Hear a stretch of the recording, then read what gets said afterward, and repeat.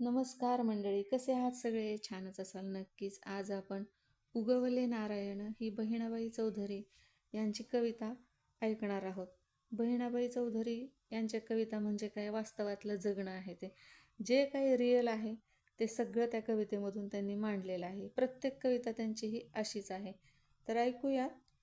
उगवले नारायण, उगवले गगनात, प्रभा सोनियाची फाके, ऊने आली अंगणात.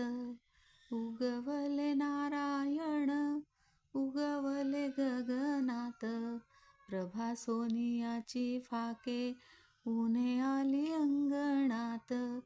ऊने आली अंगणात, ऊने आली ओटीवर, सोन पावलांनी देवा, उजळले माझे घर.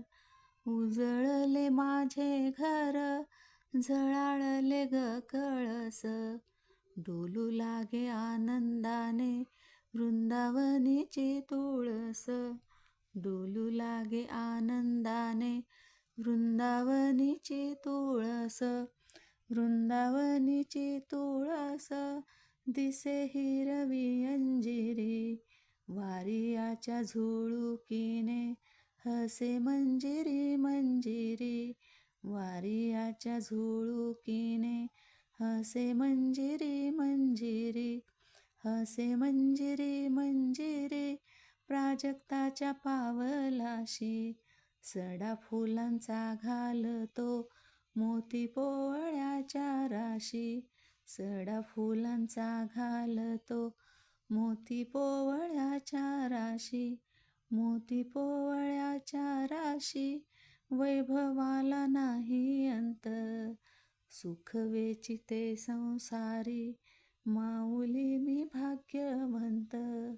मोती पोवळ्याच्या राशी, वैभवाला नाही अंत, सुख वेचिते संसारी, माऊली मी भाग्यवंत. उगवले नारायण, उगवले गगनात, प्रभा सोनियाची फाके, ऊने आली अंगणात. ऊने आली अंगणात. ऊने आली अंगणात. कशी वाटली मंडळी कविता ही तुम्हाला? आवडली का? किती छान आहे ना. जे काही सत्य आहे, समोर आहे, ते सगळं बहिणाबाई आपल्या कवितेमधून मांडत असतात. कल्पना ठीक आहे, कवितेमध्ये कल्पना असते, परंतु त्यांची कल्पना ही वास्तवातलीच आहे. तुम्हाला सुद्धा नक्कीच ही कविता आवडली असेल. सगळ्याच कविता त्यांच्या अशा अप्रतिम असतात. तुम्हाला जर ही कविता आवडली असेल तर नक्की लाईक करा, शेअर करा आणि सबस्क्राईब करा. धन्यवाद मंडळी. धन्यवाद.